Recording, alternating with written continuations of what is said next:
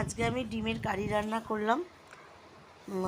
ডিমগুলোকে ভালো করে সেদ্ধ করে নিয়েছি। কড়াইতে তেল গরম হয়েছে, ওখানে আমি একটু নুন আর হলুদ দিয়ে দিয়েছি। এবার আমি একটা একটা করে ডিম ছেড়ে দিলাম। ডিমগুলো ভাজা হয়ে যাওয়ার পরে তুলে নিচ্ছি। এবার তারপর আমি কড়াইতে তেজপাতা, কাঁচা লঙ্কা ফোড়ন দিয়ে ওর মধ্যে আদা রসুন পেঁয়াজ দিয়ে দিচ্ছি। পেঁয়াজগুলো ভালো করে একটু ভেজে নেওয়ার পরে সব এই যে আদা রসুন, এর মধ্যে শুকনো লঙ্কা বাটাও রয়েছে। তারপর আমি এটাতে ভালো করে কষাচ্ছি এখন। এরপর আস্তে আস্তে এর মধ্যে মশলাগুলো দেবো। নুন দিলাম, তারপর হলুদের গুঁড়ো, লঙ্কার গুঁড়ো, জিরের গুঁড়ো, ধনের গুঁড়ো, টমেটো কুচি সব কিছু দিয়ে ভালো করে, চিনি সব দিয়ে ভালো করে কষিয়ে নিচ্ছি। যখন দেখবো যে তেল ছেড়েছে তখন আমি জল দিয়ে তারপর ডিমগুলোকে একটা একটা করে ছেড়ে দেবো।